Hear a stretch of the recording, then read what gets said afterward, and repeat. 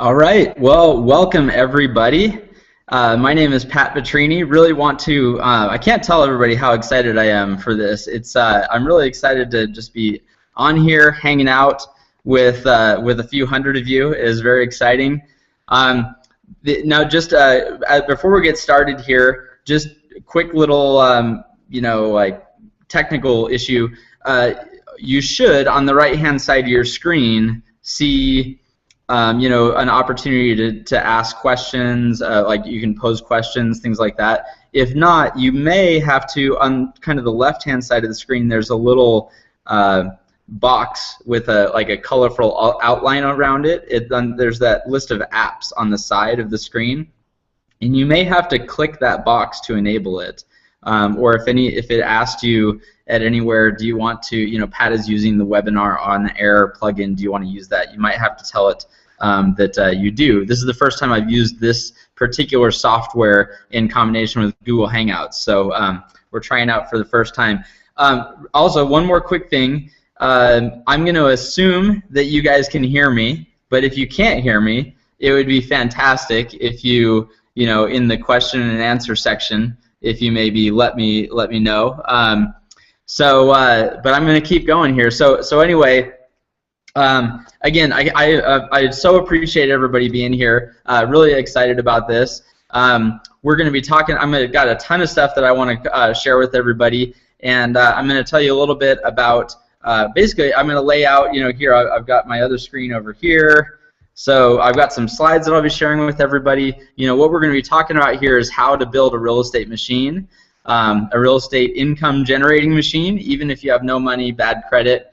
And basically, I'm going to kind of walk you through, what a little bit of the journey that Emily and I have been on for the last few years. Awesome. Somebody just said we can hear you. I appreciate that. And then also, I'm going to do my very best in the limited time. I'm not really setting a cap on the time on here. My goal is 45 minutes to an hour or so. But more important than that goal is for me to deliver as much content as I actually can and give you guys like some real real tangible value that you can apply. And also to answer a lot of the questions that people have and everything. So it could even go a little bit longer than that. But again, that's only because we're just going to be trying to deliver value like crazy here. So with that said, like I said, my goal here is that you can actually kind of walk away from this really understanding how our business works. I'm really going to try to lay out in as much detail as I can how our business works, the real estate business that Emily and I have built over the last couple years, the different strategies we use, some of the shortcuts that we've taken, and those are things that hopefully you can grab onto and go out there and apply for yourself. So with all that said, let's go ahead and dive into it. I'm going to switch to my slides here. All right, so you should be seeing my slides. So how to build a real estate machine even if you have no money or no credit. So very quickly, I need to see if hold on one sec, okay, I can't really move that. All right.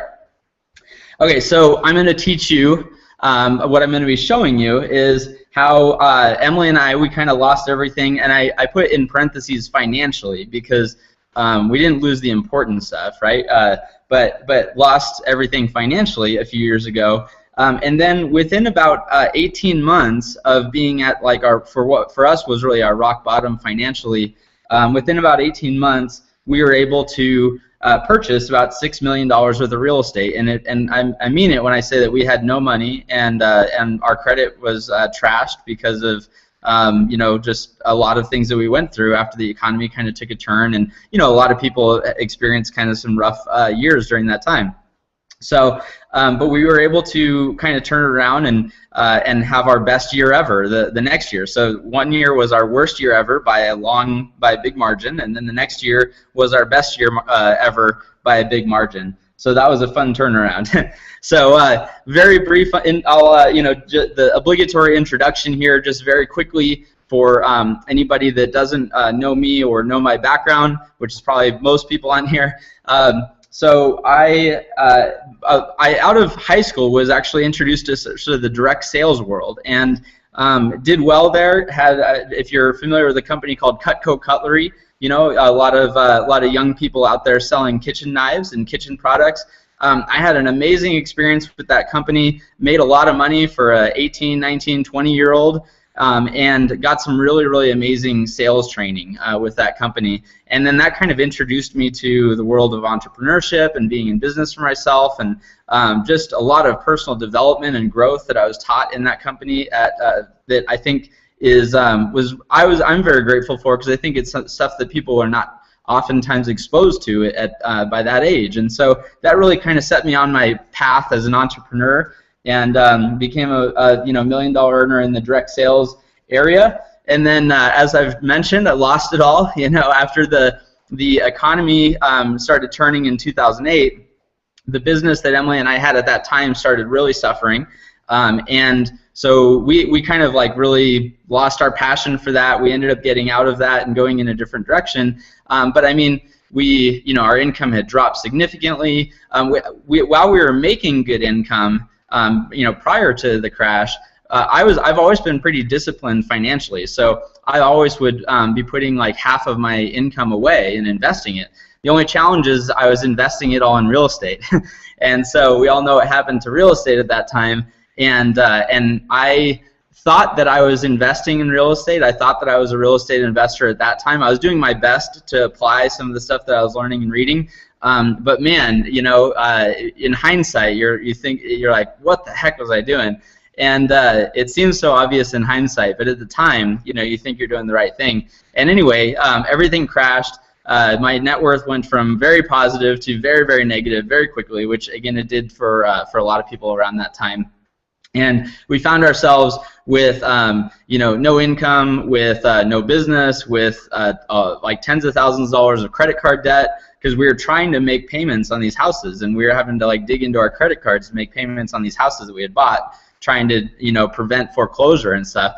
And so anyway, lost all of our assets, lost all that stuff, credit card debt, blah, blah, blah. And then of course the IRS was excited to come and collect from us from the years when we were making good income, but all that had dried up. So it was just a lot of stuff that was going on. And typically in this section where I give my intro, like this is the point where I'm supposed to build credibility in myself as the presenter, right? And here I'm telling you kind of the troubles that we went through, but that's actually kind of the point. So like I said here, we bought $6 million in real estate for $4 million in the next 18 months without any experience.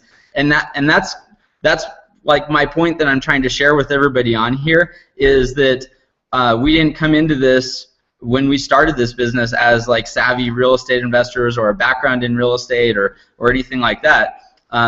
What I am hoping to get across is that the business that we've built has been highly profitable and is really pretty simple to its core. There's some fundamental pieces, and it's not that hard to duplicate. And so that's what I hope to share with you guys. And so, just to clarify that last point, bought $6 million worth of real estate, but we bought it for $4 million. And so therein lies the now I don't want to say that that's all 100% profit. There's some other costs in there and stuff like that. But anyway, that was why it was our best year ever, our best year up until that point. So here is what you're going to learn today. So first off, we're going to talk about how to find some amazing deals that are out there. How do you actually locate them? What are some of the strategies that we used to get our business going and things that you could be using today? We're going to talk about, let's see, there we go. I'm using two computers, so I've got a screen over here and it wasn't updating as fast as the other one. So how to buy them with no money and no credit. Again, we had no money and no credit. We literally built this entire business without any of our own cash because we just didn't have it.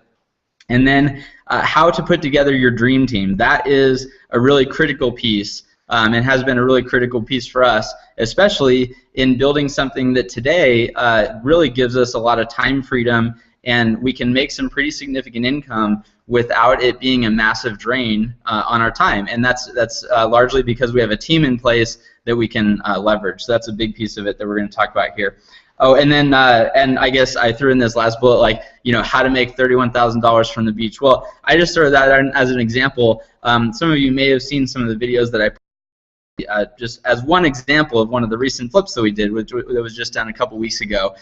we flipped that property, and our net profit before taxes, we still have to pay taxes on it, but net profit before taxes was $31,000 on that one. And literally, and I'm not exaggerating here, literally it took about an hour of my time to do that.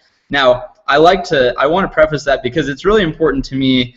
I'm not trying, I don't want to be flashy. I don't want to not tell you the whole story. You know, I think that there's a lot of stuff out there, a lot of programs out there that tend to do that, and you know, that doesn't help you at all. So it wouldn't really be fair for me to say that we made $31,000 with an hour's worth of work, because the reason that we were able to do that is because of the time that we've put in over the last couple of years building that team.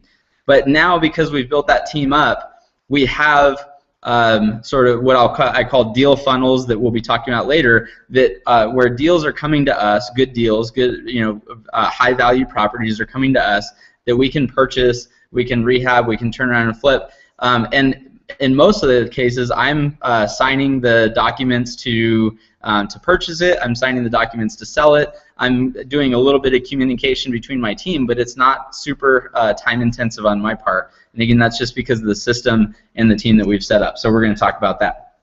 All right. So why some of this might be important to you?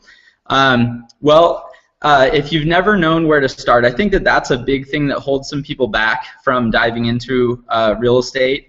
And maybe you're just looking to buy your own personal property, but buy it at a great deal. You know, some good strategies that you can implement to maybe find some off-market deals and maybe buy your own home at 20% off the market price or something like that. But especially if you're looking to kind of do this as an extra income or even a part-time or full-time business, it can be a little overwhelming. There's part of the beauty, I think, of real estate is that there are so many different ways to make money. What I'm going to be just sharing with you guys tonight is just is like a sliver of the many different strategies that are out there, and it's some of the different slivers that we've used, especially when we got started.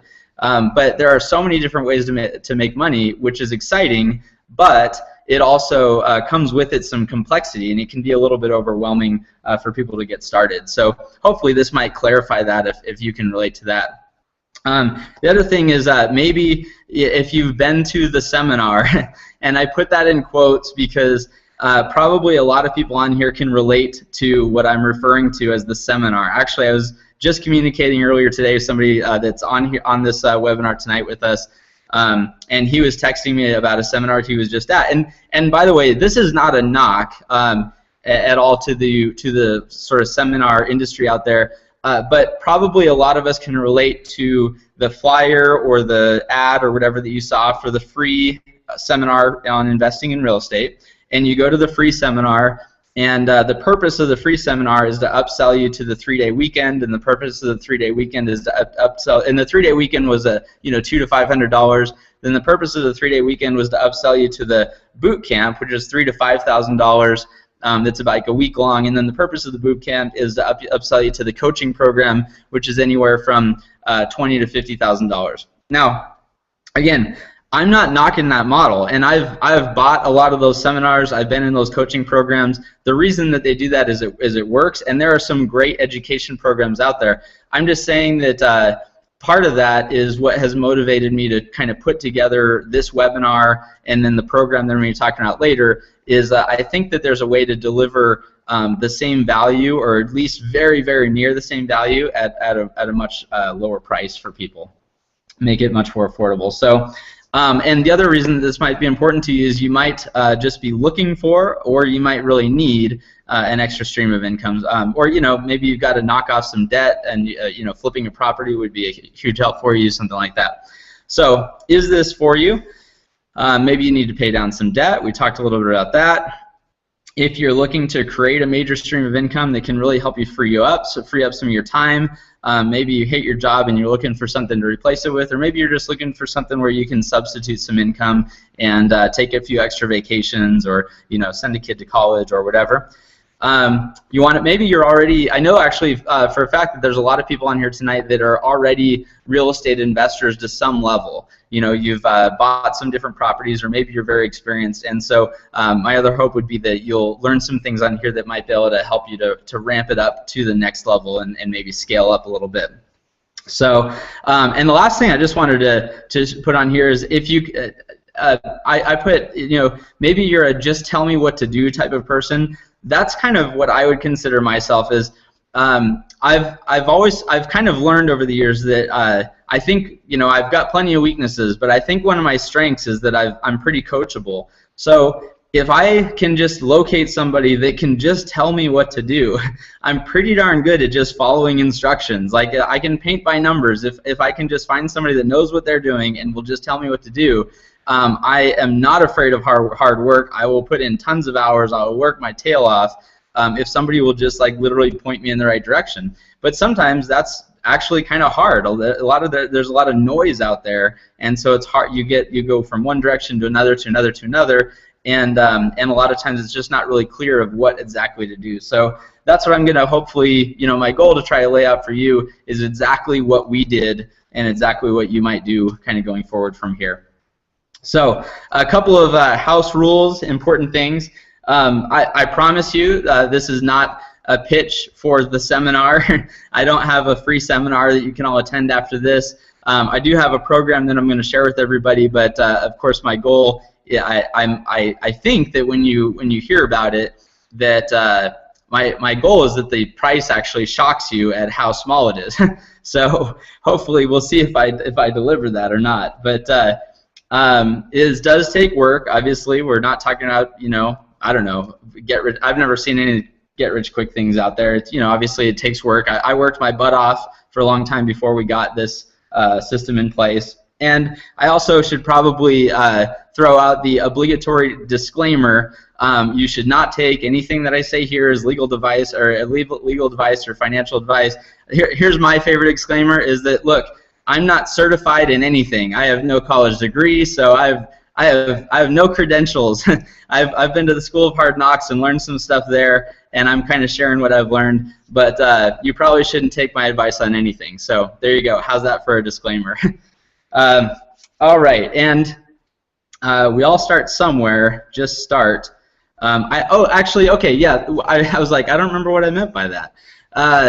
What I meant by that is that, so everybody on here is probably in a very different position. There's probably some people on here that are really strapped for cash, but have a little bit of time to, you know, they could put in some elbow grease. There's probably some people on here that are in maybe the opposite position. They've got some cash, but they don't maybe have a lot of time. And so we're gonna, you know, kind of try to hit it from a couple of different angles so that you can kind of evaluate yourself, see where you're at, and then see what pieces of the puzzles that you might need to add to get things going.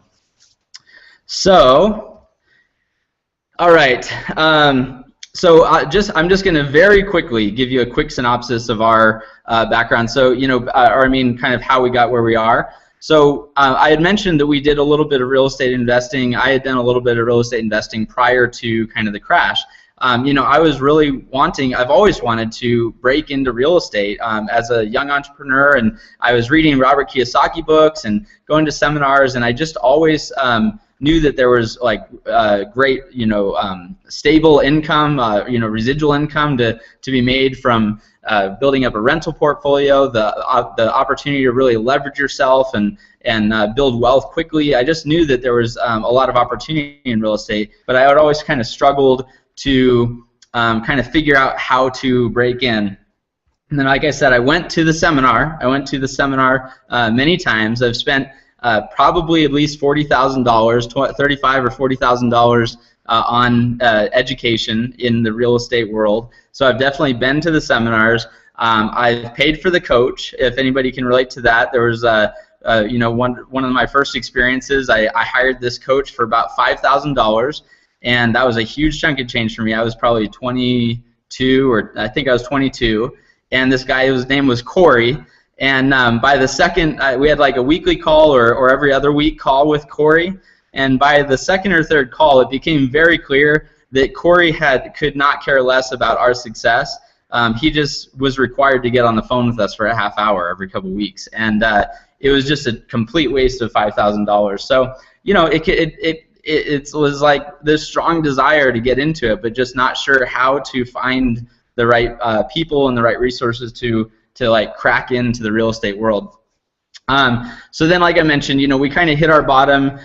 You know, the things crashed and kind of fell apart after that. We found ourselves with hundreds of thousands of dollars in debt, maxed out credit cards, the IRS knocking at our door, blah, blah, blah. And I'll just tell you this one thing, like, I don't want to like hammer in the sob story too much, but there was actually the hardest, if you were, sometimes, you know, I've had somebody ask me before in interviews, you know, about our hardest time, and I can clearly remember one particular day a few years ago that I was out going between appointments, just working hard to build our business, and we hadn't quite started our the real estate business yet, and I was getting low on gas, and I pulled up to the gas station, and the gas station wouldn't take my card, and I went into the ATM and I tried to pull out $20 from the ATM, and the ATM wouldn't give me $20.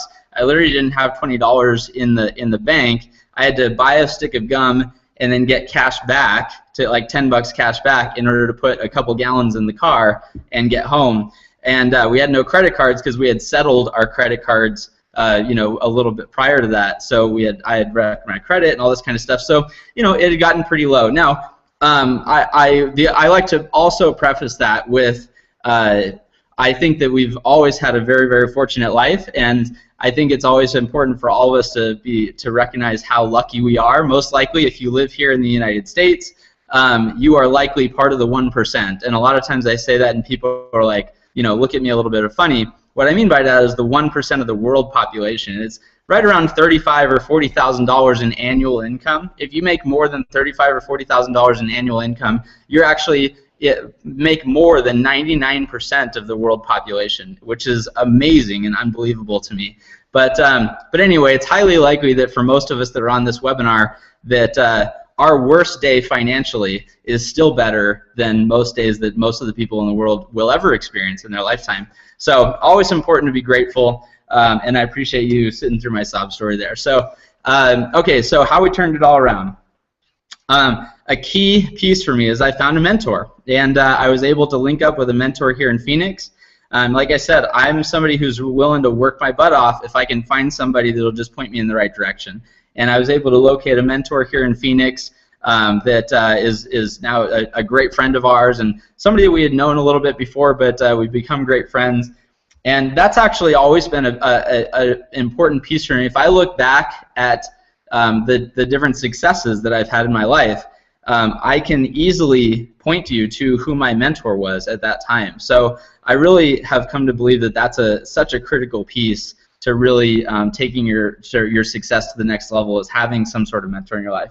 So part two is I worked my ass off, and there's no doubt about that. I'm not going to sugarcoat it. I was working really hard to get things turned around. And then part three is that we built a team, and so again, we'll dig into that here a little bit more. So, and then within 18 months, like I said, we were able to buy $6 million worth of real estate for $4 million, and that's just kind of was that first 18 months. We're continually buying properties. We're buying another one in about a week and a half. We just sold one about a week and a half ago, and so we have a pretty constant stream of properties that we're buying and selling. And then the ones that make sense as a rental, we're actually, our goal wasn't to start a flipping business. Our goal was to get as many rentals as fast as possible and build up passive income. But what we found is that as we were out there kind of digging for deals, a lot of the properties that we found, there was money to be made on them, but they didn't quite make sense as rentals. The numbers didn't crunch well as a rental, but you could still flip them and make $10 or $20 or $30 or $40,000. And so we weren't going to turn those down, that's for sure. So we ended up just taking every property that we could find that we could make money on, and flipping most of them, which, you know, probably flipping 80% of them, and then keeping the 20% that made good sense as a cash flow rental. Typically, those are kind of the lower priced ones where the rent, the amount of rent that you're going to bring in, kind of makes sense when you balance it against what the cost of the property is, especially if you have to take out a mortgage on it or something like that. So And then we've had created multiple deal funnels. But what I mean by a deal funnel is sort of sources of properties. So I'm going to go into some of our different deal funnels, but just sources where you have deals sort of coming to you, or that you know that you can go out and find them, but certain strategies that you've proven are working in your market to where you can consistently follow that strategy and get more and more deals. It's sustainable. And then, like I said, we were able to build a system and a team that takes a lot of the time off of us. So the 3 pieces of your business. First off is kind of choosing a deal funnel. Now, again, there's a lot of them, and I'm gonna go into this with you. There's a lot of different options out there, but I'm gonna go through with you guys exactly what we did. And I mean, if there's no way we could cover all the different, we'd be on here for about 2 weeks if we were talking about all the different strategies that are out there. But choosing a deal funnel, finding a deal funnel that works for you and in your market, and I'll tell you what worked for us, putting together your team, and then finding investors and or buyers, and I'll explain why those are kind of on the same line. That's kind of the same as putting in your team, or building your team. That those are certainly become part of your team. Now, it's not necessarily going to happen in that order. So let me explain to you kind of how it worked for us. Basically, we had some ideas to pursue some certain strategies. And actually, it was the guy that we were working with that kind of recommended, hey, maybe you should try this, maybe you should try that. So we found some deal funnels that were working, and then what happened is our funnel started filling up, where we had these properties that were about to become available for us to purchase, but we had zero money to buy them, and no credit. Certainly weren't going to be able to take out a loan. Actually, we really needed, in order to make these deals work, we really needed to be buying them cash anyway. So then it was just a mad scramble to find investors and to try to find an investor that would want to invest with us, or multiple investors that would want to. So it's not, you don't always know which direction it's going to work. Sometimes you might find the money first, and then you got to go find the properties. Sometimes you might find the properties first, you got to go find the money. In between doing that, you've got to kind of scramble and build your team. It's kind of just a hustle and a mix, and you just got to get out there and make it happen. I will say this, though. From my experiences, the way things are right now, and I know this is the Phoenix market, but I think that this applies to probably quite a few of the markets across the country, is, and this may sound, I know this might sound strange to some people, but the money honestly is the easy part. And that, to me, was a little bit of an unbelievable statement. When we got started, I had heard people say that if you've got a great deal, that it's easy to find the money. And I don't want to say that it's necessarily easy to find the money. I had to work pretty hard to find that too. But I will say that I do think it's easier to find the money than it is to find a good deal. And so if you can find a good deal, then the money's certainly out there. So you just got to work hard to go get it. So let's talk a little bit about choosing a deal funnel. So these are just a few examples of some of the deal funnels that are out there. So tax liens, you could go spend a whole weekend seminar on tax liens and buy a big $20,000 course on tax liens. It's a whole strategy in and of itself, where your people get behind on their property taxes, and then the county or the city or the state will sell off the liens on those properties, and you own the liens. So that means the property owner basically is indebted to you, and if they pass enough time where they don't make the payments on that, then you can actually foreclose. And so either you buy the tax lien, you make a return on that because the owner has to pay interest and penalties to you, or they don't pay it, and then you end up taking over the property. There's a lot of people out there that totally specialize in tax liens, and they've got all kinds of strategies for how to go find the best ones, and and how to analyze them and all that kind of thing. So it's a whole deal funnel in and of itself. Out-of-state owners, I'm going to talk about that a little bit more. Out-of-state owners are an interesting segment that a lot of investors might target, because so what I mean by out-of-state owners is that they own property. Like, for example, I'm down here in Phoenix. They might own, somebody might own properties down here in Phoenix. They bought them a few years ago, but now you always hear people talk about all those landlord tenant stories, all that stuff. People hate being landlords. Well, there's a lot of people that bought a property a few years ago, and they really, really hate it right now. They really are pissed at their tenants, and they really think that the whole deal is a nightmare, and they would love to get rid of that property, especially because they're out of state. They don't want to deal with calling contractors. to deal with the fix-ups, and it just is a nightmare for them. So those are sometimes people that are excited to get rid of properties. That's a sort of a deal funnel, so to speak. Short sales is a funnel that we were really focused on a couple of years ago, and we still do some of today. Obviously, there's less short sales in the U.S. today than there were a couple of years ago, but still a very viable deal funnel out there. And actually, I think this last one that we just flipped was a short sale, and I think this one that we're buying in a week and a half is a short sale. So still absolutely lots of those out there. You can find deals on the MLS. You can find deals FSBO, FSBO, for sale by owner. And by the way, like like I said, we're not in this webinar. Unfortunately, there's no way that we can dive into all these things. I'm just kind of showing you how there's like a lot of different options. There's pre-foreclosures. There's foreclosures where you could go to the courthouse steps and kind of learn that strategy on how to analyze those before they hit the courthouse steps and how to be competitive on the courthouse steps. So there's a lot of different things. Probate, a lot of people build up relationships with probate attorneys. Probate meaning like when somebody passes away and their estate has to go through probate, and oftentimes there's a sale of property when that's happening, and an opportunity to maybe pick up a property that has not been taken care of, or the family just wants to get rid of and they don't want anything to do with it, or things like that. So that's an entire strategy in and of itself. There's lots of different deal funnels out there, and different ones will meet different situations. So like there's some deal funnels that if you've got some money but you don't have a lot of time, there are certain deal funnels that would work better for you than if you don't have any money and you maybe have a little bit of time, etc. Or maybe if you know something about contracting versus if you don't, that sort of thing. So again, what I'm just going to share with you here is what we did to get started, and what I think is the simplest possible way for somebody to kind of replicate what we've done. Oh, whoops, I just hit the wrong button. I've got to go over here. Okay, so our first deal funnels. Let me make sure this is updating. Oops, hold on a second. All right, I'm just waiting for, okay, there we go, our first deal funnels. So when we started a couple years ago, when we first started, obviously short sales, foreclosures, this was like right at the end of 2012. There's obviously a lot more of those, and there's still plenty of those out there today. But there's just less because the economy has recovered to some degree. Property values have come up, things like that. But here's what we were basically doing is, so we were taking, this is called a yellow letter campaign, and now this is actually like really common.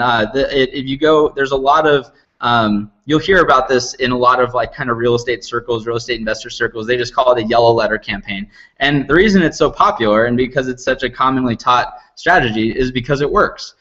So this photo that you're seeing here is an actual copy of our actual yellow letter that we would actually send out to people. So here's exactly what we would do is we actually, if you're just starting, especially if you're trying to pinch pennies, you might actually handwrite these out.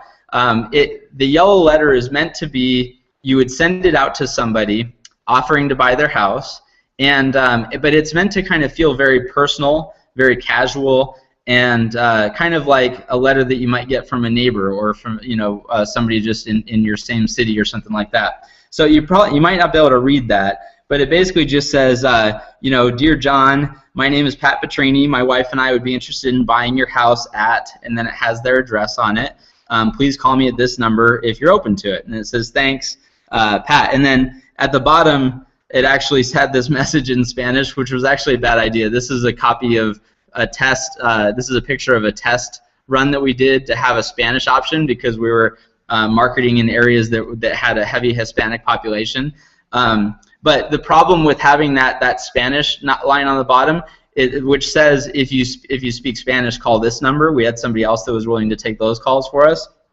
The problem is that makes it sound more commercial, right? If like we have this weird thing at the bottom where we have, oh, if you speak Spanish, call this.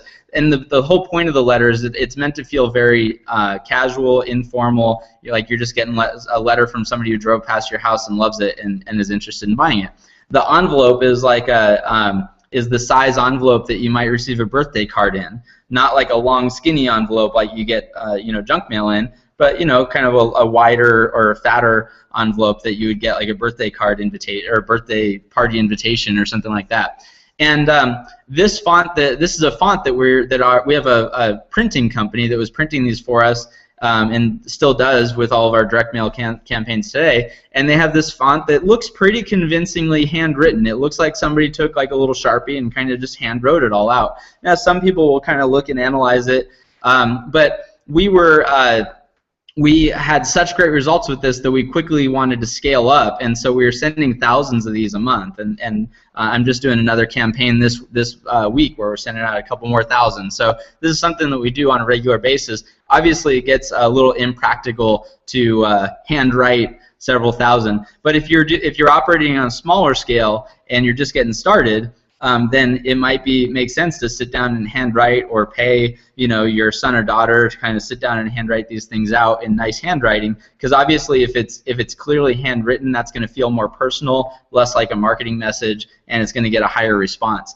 So what we did is we would send these to people that we thought were good candidates for doing a short sale.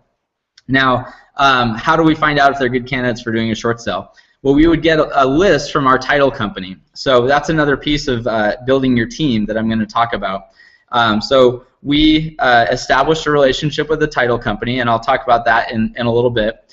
And a lot of the larger title companies will help out investors and realtors and other real estate professionals with some of their marketing campaigns, because then the title company wants to get the business for when you're closing the sales. So we established a relationship with this title company, got them to start giving us lists. So we could actually send them, I could send them an email and say, hey, I need a list of people in this zip code that bought between this time and this time. And if I said I want a list of somebody that bought between like 2004 and 2006, especially if I had her sort that list according to only people that got mortgages and not people that paid cash. So if I have a list of people that bought between 2004 and 2006 and they all got mortgages, you pretty much know that 99% of those people were upside down, right, after everything turned around. So all of those people were great candidates for short sales. So we would send them this mailer, and the phone would ring. I'd be answering the calls. I was literally putting in like 8-hour phone sessions sometimes, just returning all these phone calls. I'd track everybody in a spreadsheet and kind of see who might be open to doing a short sale. And then we would pass them off to an agent that we were working with that was really good at short sales, and that agent was able to kind of get the short sale done, and then we could come on board as the buyer if it turned out to be a good deal. So we don't necessarily need to go into the details on short sales, but anyway, that's kind of what we were doing at the time, is targeting that specific market with this yellow letter. We got the list from title. Oh, and it is free to get that marketing list from the title company. So that was kind of the first deal funnel that really worked for us. And by the way, that was after trying a lot of different things. That was like after trying to put on free seminars, and I was running around neighborhoods and putting flyers on doors at like 2 and 3 a.m.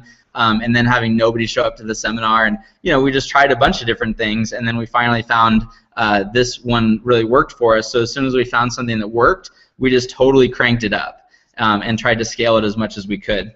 So that was one of the things that really kind of got us some momentum right off the bat.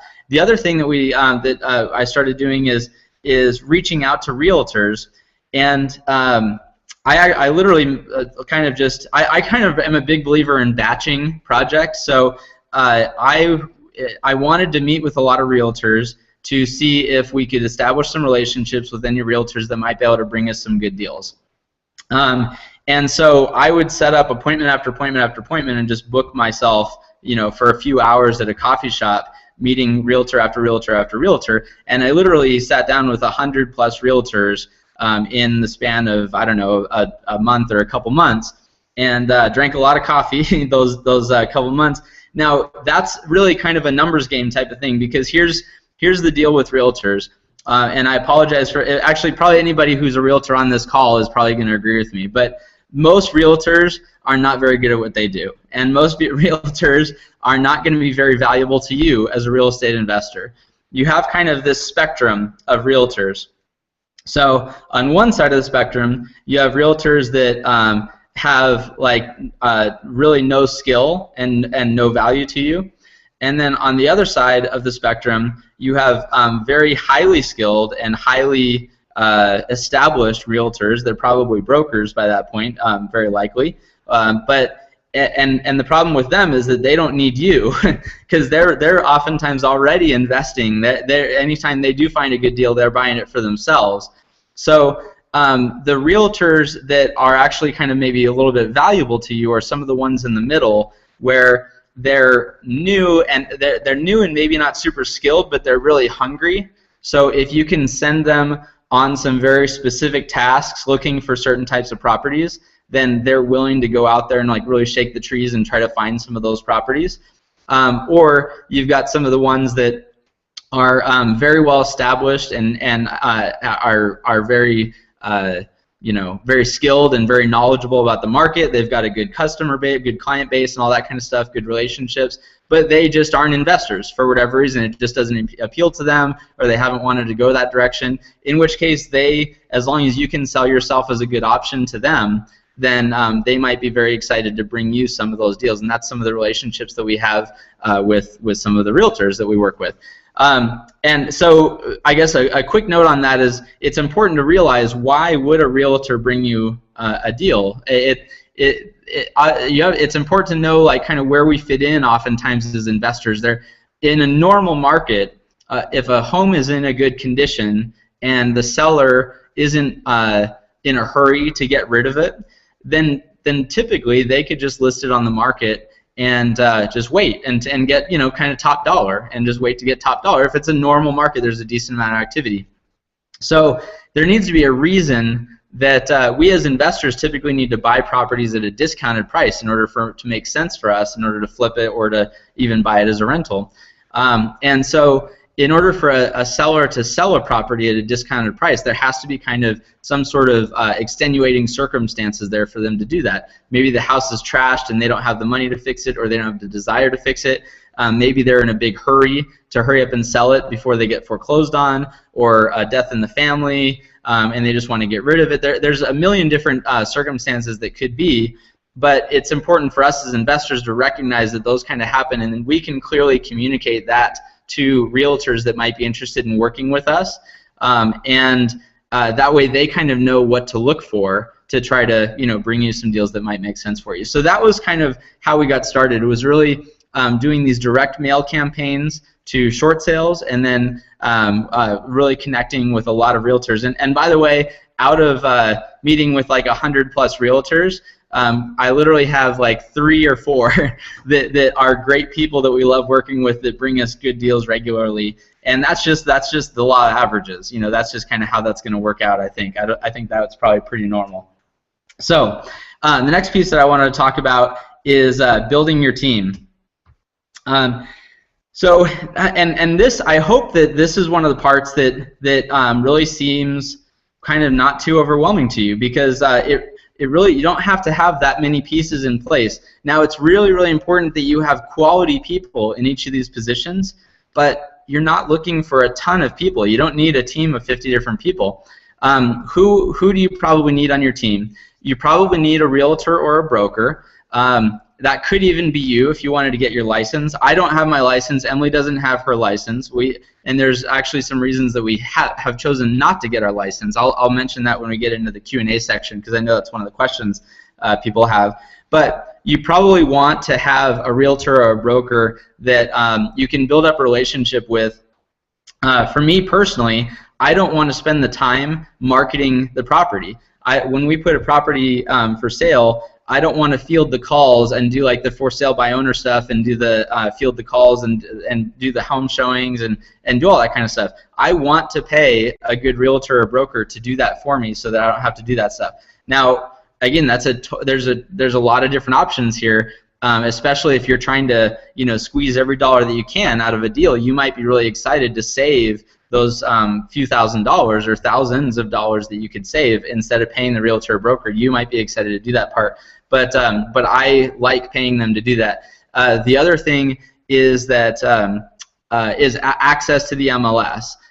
especially for pulling values. When you're looking at a property that you think might be good, that there's definitely no better place to find those comps to evaluate what that property is worth than the MLS. And so it oftentimes is really handy to have a realtor or broker that can help you out by pulling up other properties in the neighborhood to see what yours would be worth once you fix it up, or what you think it's worth even though it's not fixed up yet, and kind of crunch all your numbers and before you purchase something.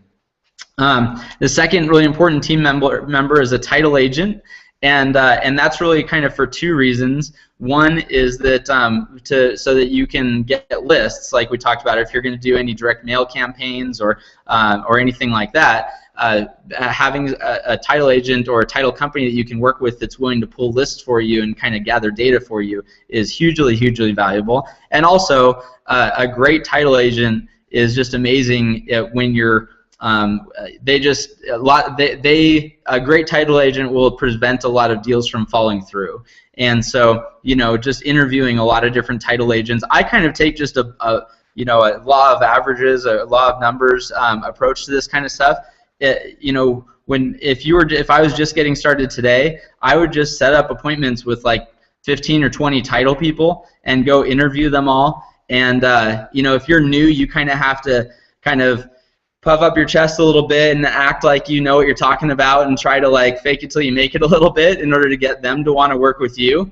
But I would really try to feel out who are the people that seemed the most knowledgeable, have been around the longest, that sort of thing, and also are able to help out with the marketing. Interview 15 or 20, you're definitely going to find one or two that are really sharp in there, and then you've got your title agent that you can start working with. A general contractor / partner. So I put / partner in this. So when we started doing this, I've learned a lot over the last couple of years. But I always tell people, if I'm swinging a hammer, there's nobody that's saving money on that. So I've just never have had my background just has never really been anything regarding construction and handiwork and building houses or anything like that. So when we were diving into this, that was a big gap in my knowledge. I either needed to learn that, or I needed to find somebody that I could work with that kind of knew that piece of it. So finding a general contractor that you can hire that can kind of oversee the work that needs to be done, somebody that you can bring in that can estimate what the costs are going to be and accurately estimate what the costs are going to be. And then make sure oversee those repairs getting done. Or in our case, what we do is we actually partner with somebody who's extremely knowledgeable in that area, somebody who's actually a really experienced investor and does some of their own investing. And so they and a lot of times it's me who goes out and finds the deal and brings it to the table, which they hate doing. And then I can then pass it off to them, and they'll oversee the construction or the repairs and everything. And a lot of times we'll kind of just split those right down the middle, and it's a great partnership. Again, it's I love it because it ends up not taking a lot of our time. So it's a preference. Some people will you might know a little bit about that, or have a family member that has some contracting knowledge. And so it might be pretty easy for you to kind of pick up those pieces, and then you can not have to give up that profit to partner with somebody else. But it's just all about identifying what your strengths and weaknesses are and filling in your weaknesses with other people that are strong in that area. That's just what the building the team is all about. And then the last piece that I mentioned is just having a mentor. So kind of getting back to on the topic of having a mentor, kind of getting back to what I had mentioned before. If you're somebody like myself that if you're like just looking for, just give me the information, just tell me what to do, and I'll go do it.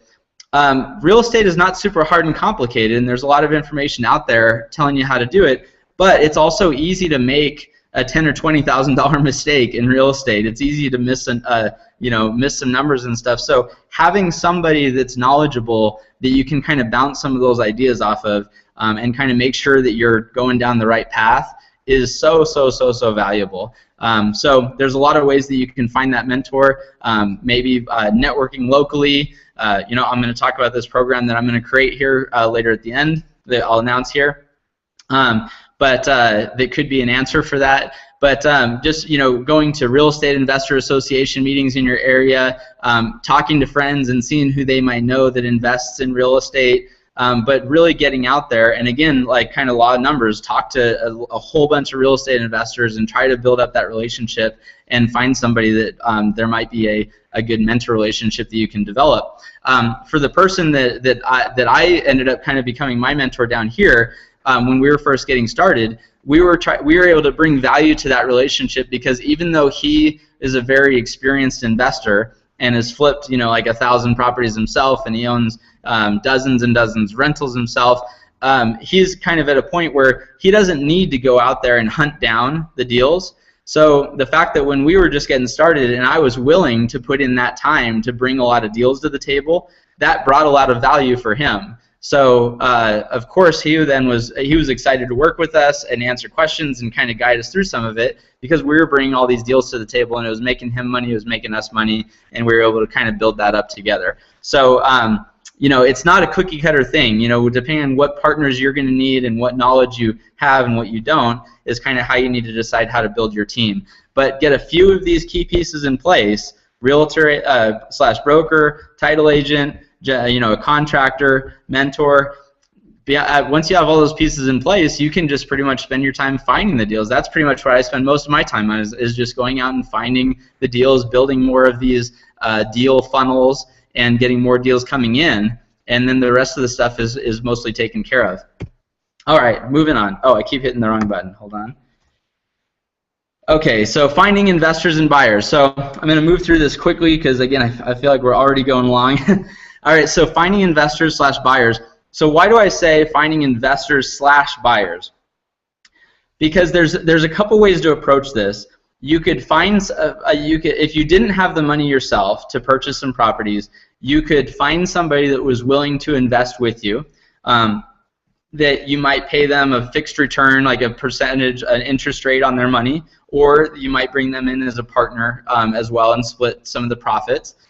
So that could work. The other way is a strategy called wholesaling, which is a very, very common way for people to get started in real estate investing, where you might go out and find a good deal, and then you don't actually even necessarily have to buy it. You kind of you might take control of it, or you might find that deal. You can, without like getting too deep into the paperwork, you can do something that's called an option, which is just a piece of paper. It's just a contract that says that you have the option to buy this property for a certain price. And then you could go find a real estate investor and say, hey, check it out. I have the option to buy this property at this price. Would you like to buy my option?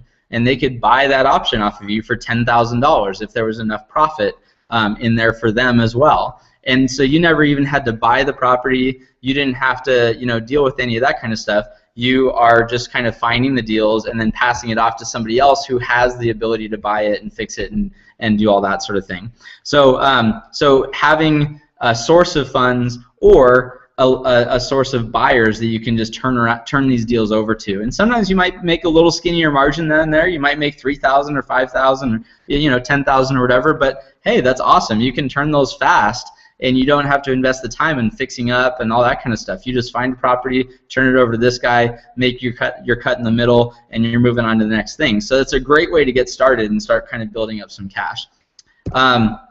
So what we did again, though, with the way that I found the investors that we work with is it was just a brute force, law of averages, type of thing. I literally did 100 appointments pitching people and I mean it when I say that I did 100. I was on the phone giving 100 people presentations about our whole plan and seeing if they wanted to invest with us. And I got really good at presenting, and I got really good at at phrasing everything and kind of sounding like I knew what I was talking about. And then eventually we found a couple of the right ones, some people that had had the funds to invest with us, believed in what we were doing. And one of our main investors in particular, I actually met him at my buddy's wedding, and we got talking about real estate. And then he told me that he's just an investor, not in real estate, but in other areas. And he kind of told me what he likes to make on a return on his money. And so I called him up. I talked to him. He liked our our model. He liked our plan. So he did one property with us. He totally funded it, and we purchased it and flipped it. Then we did a couple more. And then once he really started, we built trust with us, or he gained trust in us. We showed him that we were honest, that we did what we followed through with what we said we were going to do. All of our numbers were accurate, so he knew we were good at estimating how these things were going to turn out. Then he just essentially gave us $1 million line of credit to where we could just be buying lots of properties, and he'd just fund them all the way up to $1 million. So that was one of the things that originally allowed us to kind of scale up pretty quickly, because we could be doing 4, 5, 6 properties at a time, which is what we eventually got up to, is doing 5, 6, 7, even as many as 8 properties in a single month. So we had to have a lot of funds to be able to do all that stuff. There's other sources, hard money lenders. That's kind of the term for, there are people out there or small businesses out there that are kind of called hard money lenders. They will lend money to you. Usually it's at a little bit higher interest rate, which isn't necessarily a bad thing, and they usually have their own terms. Those are actually very easy to find, and you might take a little bit less profit by going through a hard money lender, but it's if it's what makes your deal work, then great, and those people are out there. Friends and family can be a great source. There's tons of people out there that have some money in an IRA or whatever, and they just don't have a good place to do it. So you can sit down and lay out kind of your business plan and how this would work, and friends and family can be a great source of getting started. And then I talked about buyers, which again, if you're not going to find money to buy the property yourself, you can find other buyers that you can just wholesale that property to and never even have to take control of it. All right, so I'm actually going to skip this part, actual recent examples. I've kind of already gone over that. I mentioned a couple of the properties that we just sold and ones that we have coming up and kind of how we got those. So I really want to get into the Q&A, so I'm just going to kind of move through some of this a little bit. So anyway, my hope is that my goal here was to try to show you that this isn't crazy difficult. It's about putting together a little team and finding some different strategies that can consistently find you deals. It's not that difficult. There's not that many moving parts. But like I said, it is easy to make an expensive mistake, especially if you don't have somebody experienced that you can kind of reference, so you can bounce ideas off of. So here's what I needed when I got started. I needed really good quality information that I can apply, and I needed a mentor that I can throw questions at.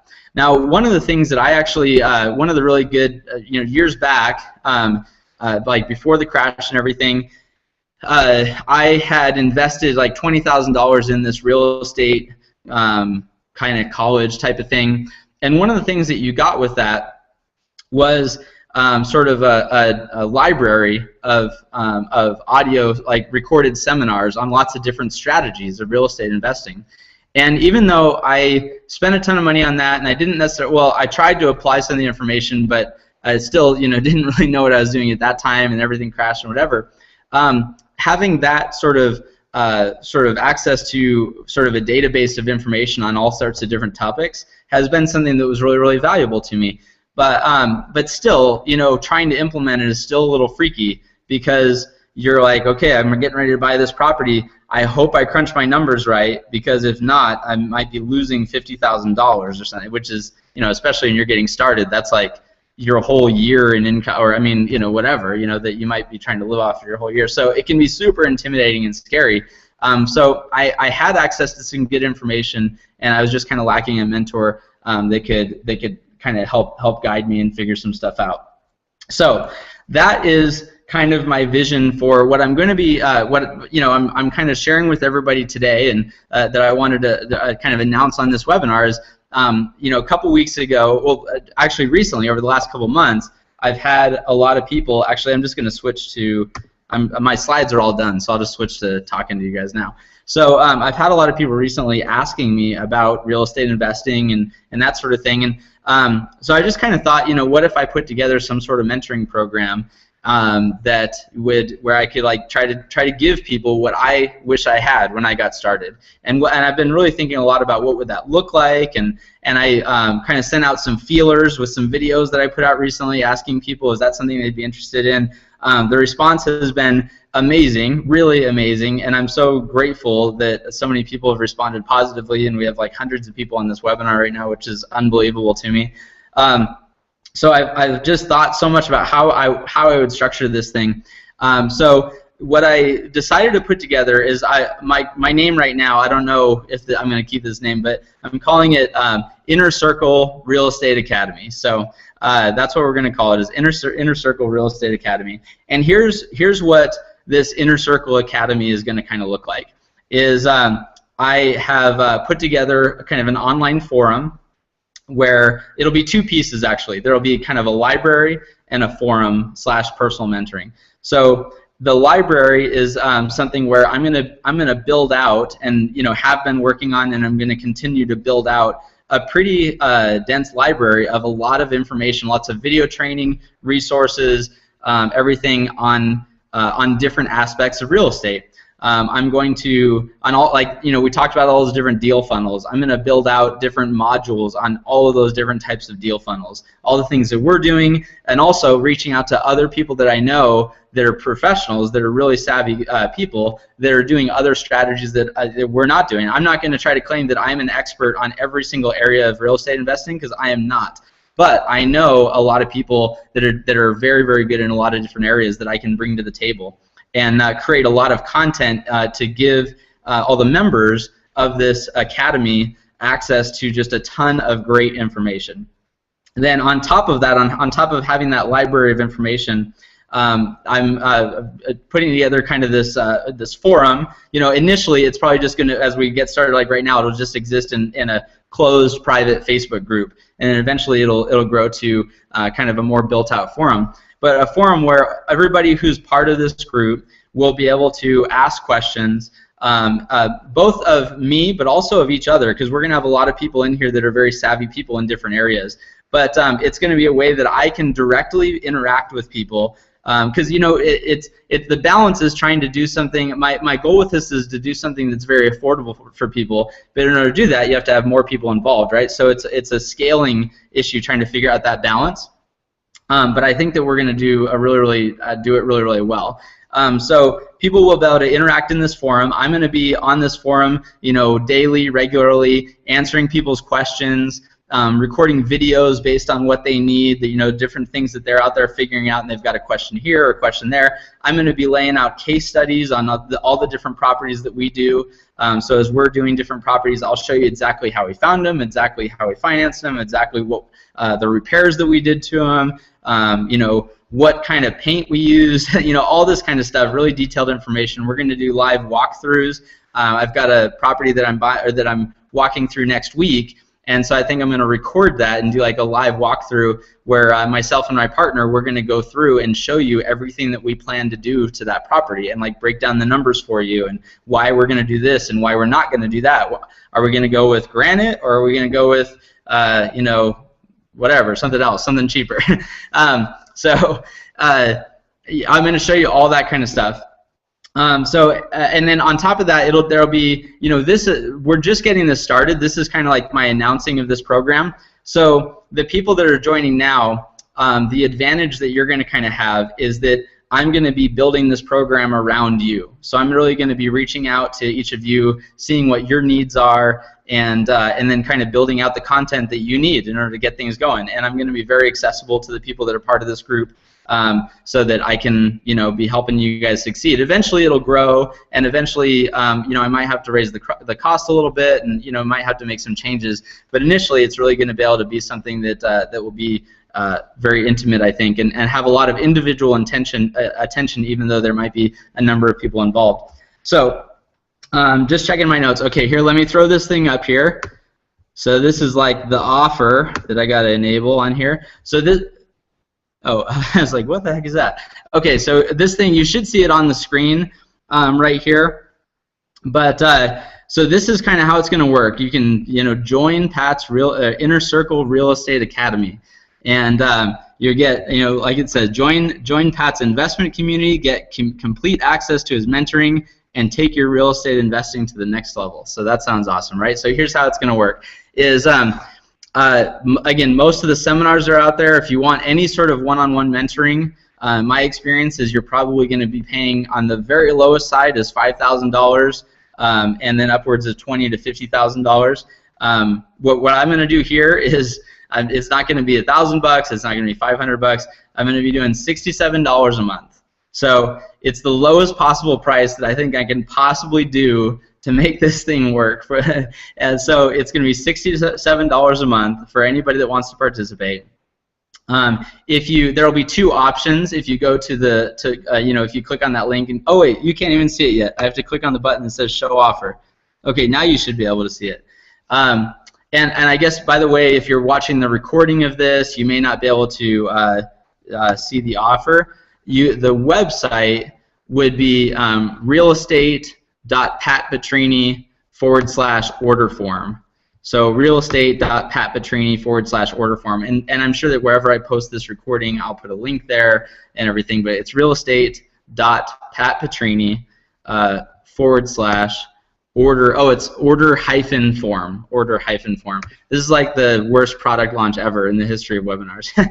So anyway, it's $67 a month.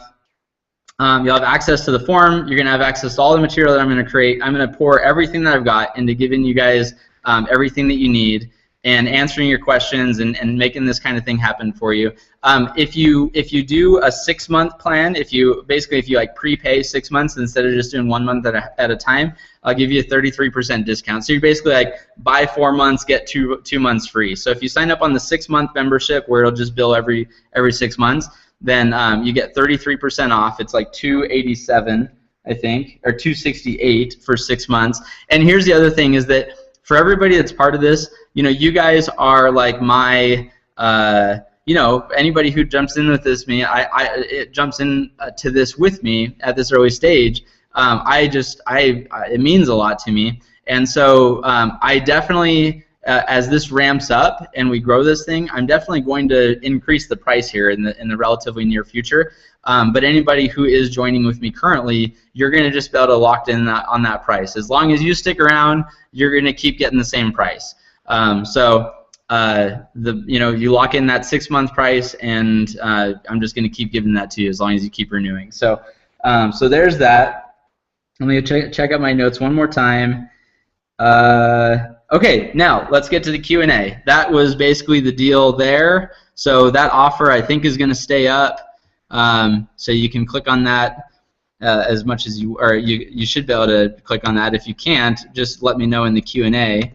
All right, now I'm going to get to some of the Q&A here. So I've got a couple questions that people had sent, or actually a lot of questions that people had sent me previously, and then there's some questions that are piling up here online. So we're going to try to plow through them. So, okay, let me just question about kind of the course structure. So there's going to be a lot of online modules where I'm talking about all sorts of different strategies. I'm going to teach you how to find money. I'm going to teach you how to find different properties. I'm going to teach you like all these different deal funnel strategies. I'm going to teach a lot of different things there, and then connect you to our team, by the way. So like for example, if you find a property, there's a good chance that we might be able to fund it, or one of my investors might be able to fund it for you. Now, I can't make that promise because it depends on if they're comfortable with the market, and we have to look at the property and that sort of thing. But there could be a lot of options like that where somebody in this group or somebody that I know might be able to kind of fill in the gaps for you, whether it's money or other expertise that somebody might need. So. There will be recommended kind of exercises that I'll be taking people through, recommended reading, lots of resources like, I'll be connecting everybody to our direct mail company. We get amazing rates on direct mail, so I'll be sharing that with everybody. We'll be doing live Q&A calls regularly, and those will be recorded and stored in the online community.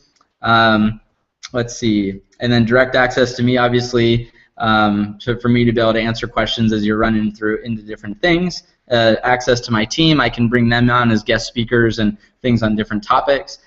Okay, so, what markets will this apply to? That's an important question. Every market is a little different. There's no question about that. Now, internationally, it gets a little bit different because the laws change a lot when you jump countries. The laws change a lot when you go to Australia or Mexico. So I can't really talk about how some of this information will apply there. Of course, a lot of the strategies are still going to work, Direct mail works in Canada, direct mail works in Australia, but the paperwork and the laws and everything are quite a bit different. And there's certainly laws here in the U.S. that change a little bit from state to state, but it's just a lot more similar. So what I'm going to be really mostly focusing on is strategies that are pretty applicable, across the whole United States. So definitely within the borders of the country and possibly outside of that, but I don't want to make any guarantees there. If you, let's see, I think I've kind of already hit, like somebody asked, what if I have no money? What if I have tons of debt? That's exactly what we're going to be showing you. That's where I'm going to teach people how to do exactly what we did, which was starting with no money, no debt, no skills, no experience. So I'm going to be working with you side by side to help you kind of overcome those different things. Do you need to have a license? Like a real estate license? You definitely do not. I have not gotten mine. I've chosen not to get mine.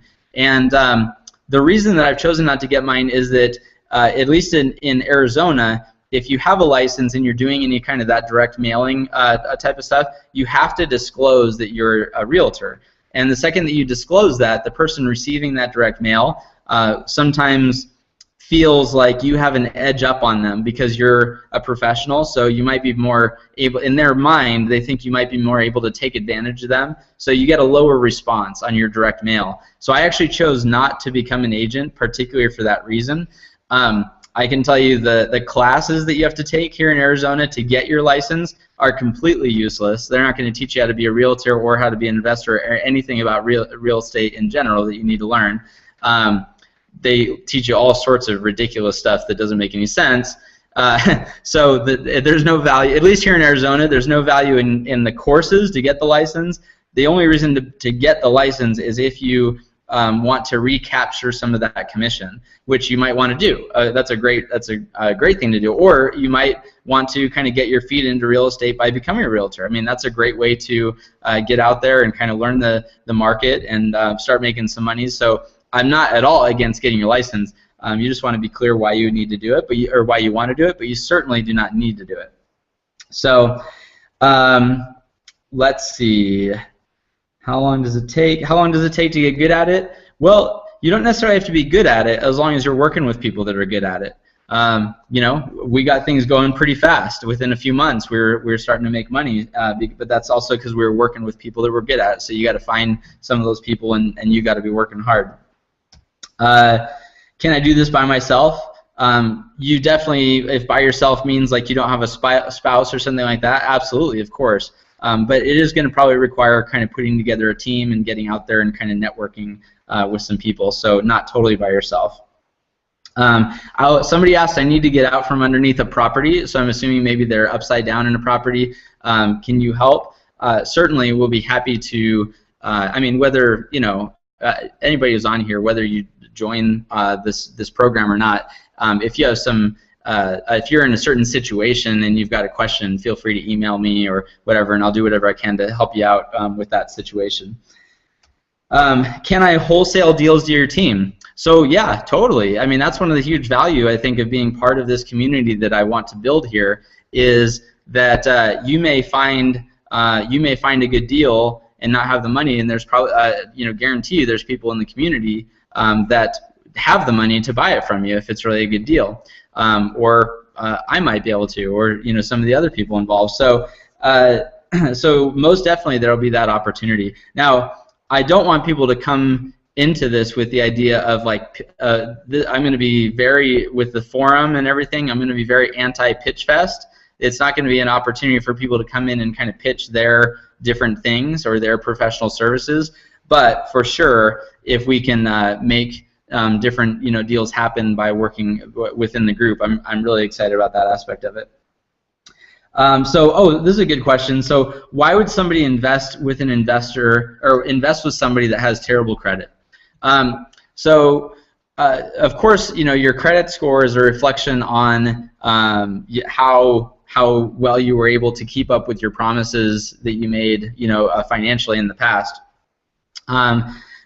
But that basically, well, I'll give you two answers. One is that you know, sometimes you're just not able to. And I've been in that spot. As much as I was working my tail off to try to make enough money to cover our debts when everything was going downhill, I just wasn't able to. And we went into credit card debt to try to keep up with payments, and it just went beyond what I was able to keep up with. So doesn't mean that I don't believe in paying debts. It just means that it got away from me. And there's plenty of people that have been in that situation. So investors in real estate, though, when somebody's investing in a property, oftentimes what they're looking at is, like, let's say if a property is worth $100,000 and you're buying it for $60,000 or $70,000, so an investor is putting up like $60,000 or $70,000 to buy it. They usually are going to get what's called like a deed of trust, which means that if you screw up and you mess up this you know, buying this property and flipping it, if you default on the loan that you owe that investor, then the property is going to go back to the investor. Well, how happy is that investor that they just got a property, they put up $60,000 or $70,000 for it, and it's worth $100,000?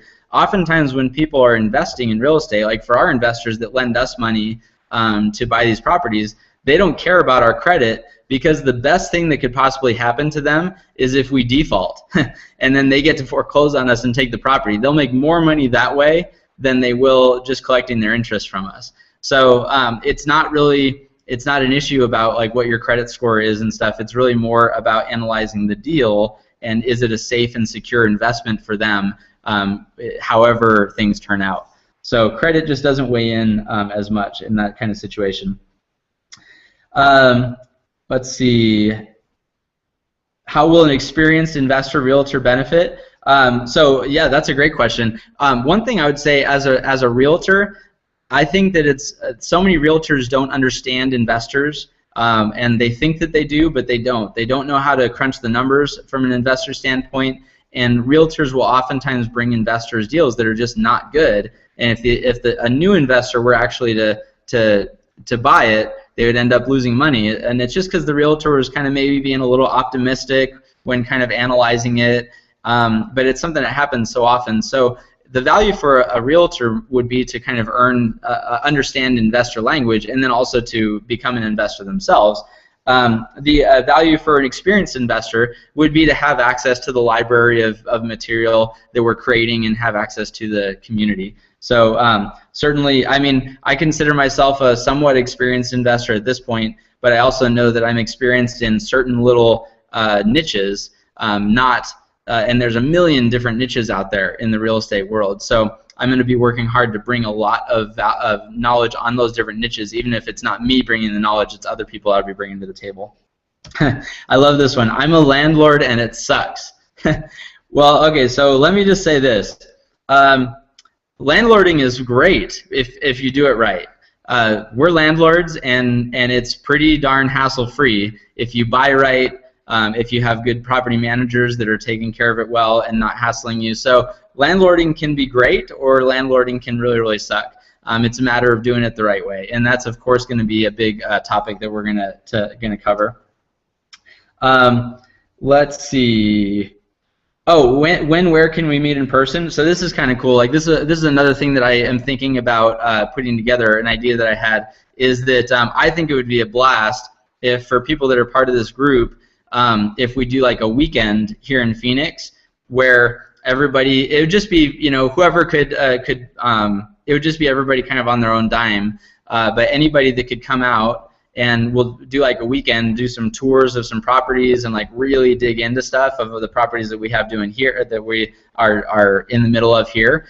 So that's not like on the calendar yet, but I thought that'd be a really fun thing for anybody that wanted to participate, could participate in. And again, my vision of it at this point would be, it would just be a matter of getting yourself here. I'll bring all of our team together, all of our experts. We'll dig into all the stuff about, you know, title and making repairs, rehabbing a property, you know, all the different aspects of it, and it'd be a pretty fun weekend, I think. So that's an idea on the table. Is let's see.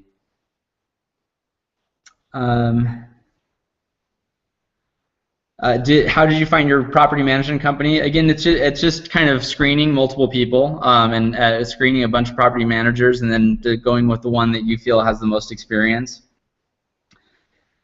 Who do you consult about what is the best investment? Like, do you put it in the kitchen? Do you rehab it to a certain degree? You know, do you put it in the bath? You know, what repairs you're doing done? So, like I said, I really leaned heavily, especially at the beginning, on the person that we partnered with here that is really experienced in that area, and I still lean heavily on him for that. I've learned a lot, and I'm continuing to learn a lot in that area, but that's not my area of expertise, is the rehab stuff. So that's somebody that I have on my team that is an expert in that area. Will I be able to learn to purchase real estate anywhere, not just in my market? Yeah, absolutely. You know, it's important to know whatever market you're investing in, but again, these are all principles that will apply everywhere. Can I be successful even if I'm limited in my own ability to rehab properties? Yes, because I've been successful and I have very limited ability to rehab properties, so no problem. We live in a high-cost area in Orange County. Is it best to invest nearby or a more affordable area? So in every market, there's opportunities.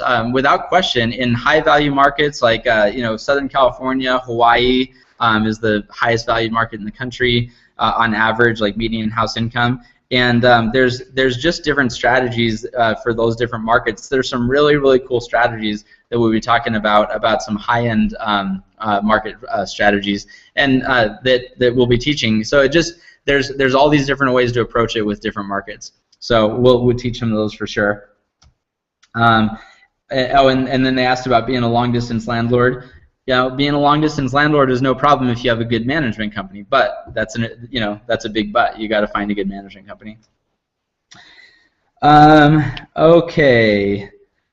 Do we buy bank repos? Yes, absolutely. Okay. I think that most of these are these ones that I'm looking at over here. I think, oh, does it work in a small town? Oh, for sure. I mean, again, it's all about just being able to locate properties at a good price. A small town, you have less of a market to work with, but you also have way less investors that are competing with you. So absolutely, there's a lot of opportunity in small towns. All right, so now let me get over to, holy cow, my questions here have loaded up. So let me get over to these questions that have been online here. Okay, actually, I'm going to scroll all the way to the bottom and work my way up. Okay, are you going to teach us what to say so we can fake it until we make it? Yes, I'm going to. That's one of the things that I plan on really covering is verbiage. It's really important to verbiage and posture. We will definitely talk a little bit about that. We should catch up. I agree. We should catch up. Okay, let's see. Are you dealing with different people, investors, buyers across the country, or are you working with local people in Phoenix? So our investors are actually all over the country. The people that fund our properties, they're not necessarily here in Phoenix. So like our investors are absolutely willing to fund deals in other parts of the country. No question about that. Was this recorded? Yes, this is recorded, and I will definitely be sending it out to everybody. If you are on here, then you're already on the list of people that will be getting this recording, so for sure I'll be sending that out. Is there a certain price range to stay within? Not necessarily. You know, again, there's strategies for high-end prices, there's strategy for low-end prices. And is a single home best? No. We have focused on single-family homes because that's kind of what we got into. We learned some strategies that work there. So, I mean, basically what I'm saying is there's great material out there to learn how to invest in apartments and multifamily. I'm not really going to be teaching that. I should actually say that I'm probably not going to be focusing much in this course, in this whole program, on like multifamily. I'm going to be focusing more on single family because that's where certainly where my expertise is and where even most of my network is in the single family area. So we'll mostly be focusing on that. Have you done deals outside of your state? Yes, I have. Do I have specific concerns about locations? I'm in rural Virginia, and there are properties here, not many, but still worthy. Yeah, again, it's applying the principles. So big towns, small towns, big city, they're all going to be a little bit different, but the principles still apply without question. There's no matter what, there's no course that you can take, or there's no book that you can read on real estate investing that's going to perfectly exactly apply to every market. You have to kind of learn what's working for different people, and then dig into your market and maybe tweak it and kind of massage it and figure out what works. Oh, please give the website again. Yeah, sorry. So it's real estate. There no www, by the way. Sorry, there's no www. Just realestate.patpetrini.com/order-form. That's the worst. It's so terrible. I thought that this thing was going to show up fine for everybody, where you could just click on it, and I'm thinking maybe it didn't. So I have to read out this long thing to you. So again, it's no www, just realestate.patpetrini.com/order-form. So sorry I have to read that to everybody. I will, of course, send everybody the link as soon as we get off of here. Send everybody the link to get that. So, oh yeah, do we enter into lease options on homes you want to purchase? So we haven't done lease options. We're just about to dive into a lot of lease options before we went in this direction that we did. So, but I'll definitely lease options will for sure be a topic, because that's a great way to get control of properties. Oh, I appreciate that comment. I think you're the man too, whoever just wrote that. Let's see. Where do you search for properties? So that's a big topic. I mean, we search.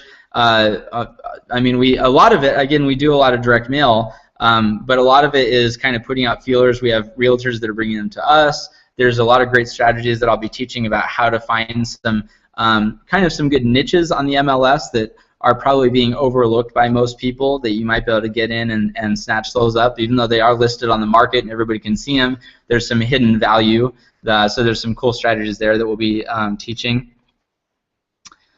Great question. Once you sign up, when will you start the course? So the second that you sign up, you're going to get a welcome email that gives you the link into the Facebook forum. And over the next week, so we're going to be starting answering questions and stuff right there in that forum right away. But over the next week, I'll be building up some different kind of modules that I've been working on and posting those. And so it's going to be like within a week that a lot of the material is going to start showing up for you guys. So that'll be right around the corner. Can you buy another good question. Can you buy the month-to-month now and upgrade to the 6-month package later? No, I'm just doing the 6-month now. If you do the month-to-month, then you just be on that price. The six-month thing is kind of just a one-time thing that I'm offering now, and giving people the opportunity to lock that price in. So appreciate that question. Yeah, I forgot to mention that.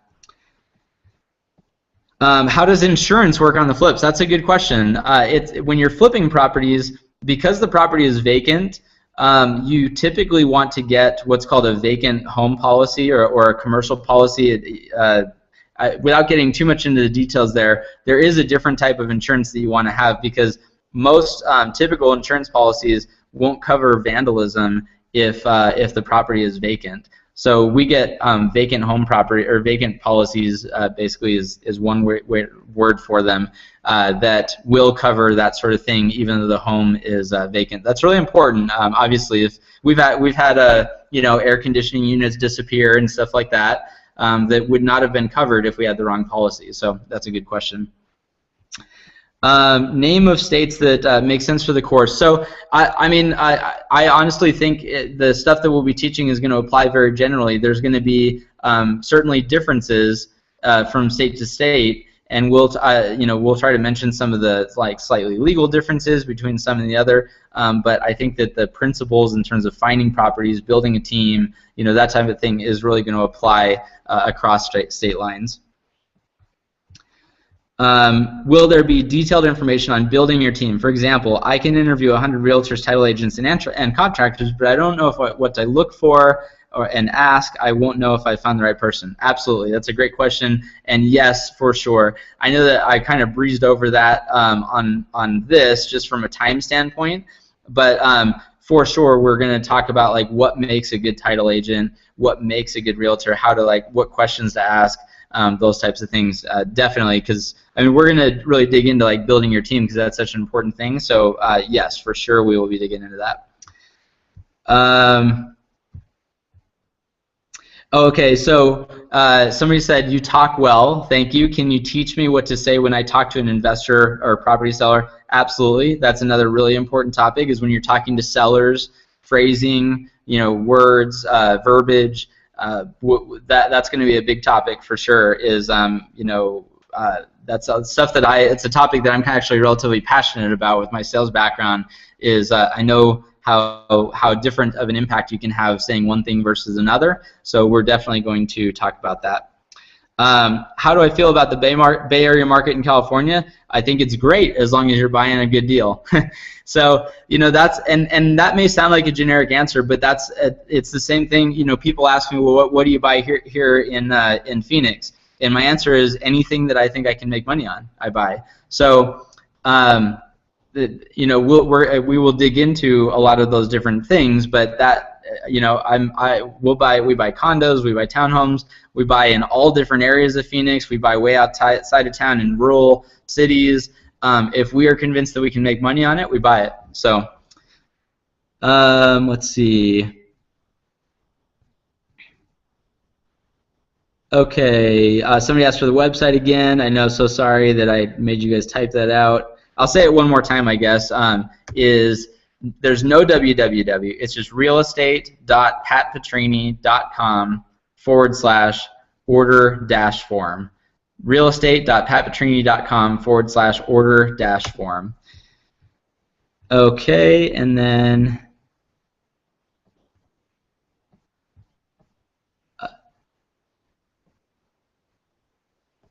let's see. Okay, sorry, I'm just reading through some of these questions, and so sorry for the silent pause here.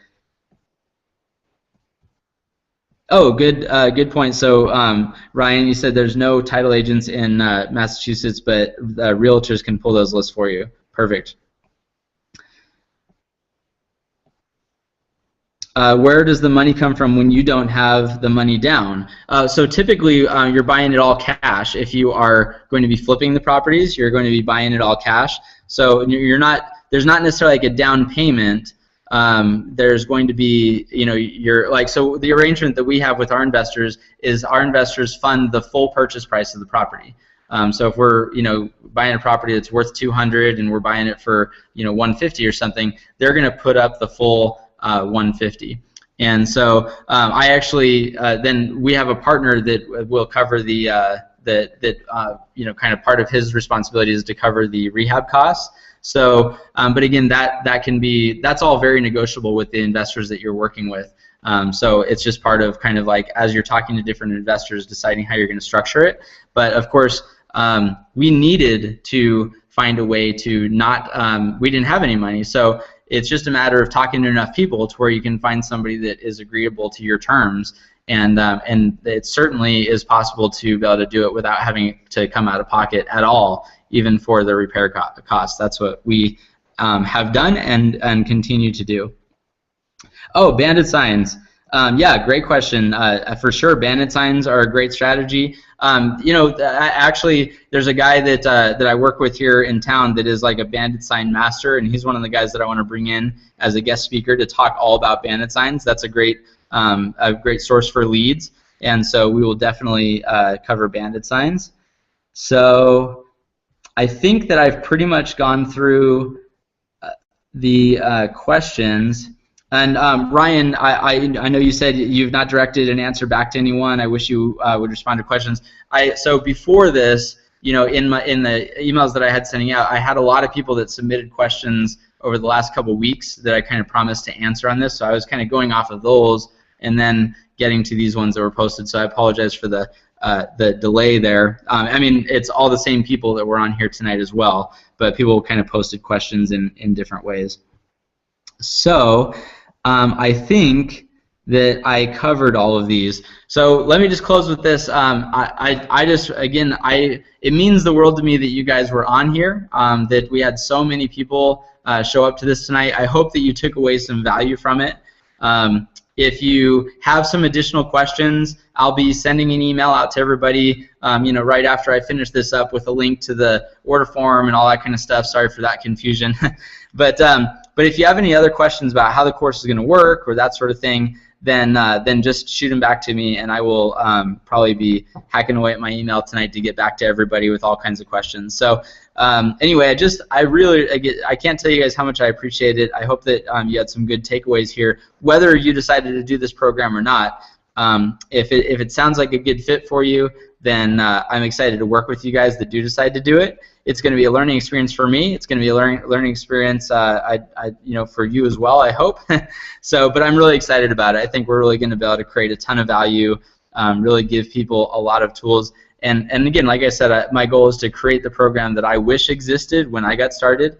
And I just think that there's a better way to kind of deliver real estate education than the free seminar that leads to the weekend seminar that leads to the boot camp that leads to the coaching. I think you can really give people the same value for a lot less, and I just don't really see a lot of people out there doing it. So that's the goal with this program. So, all right, thank you everybody again. Have a great evening, and I look forward to talking to each of you very soon, hopefully. All right, thanks a lot.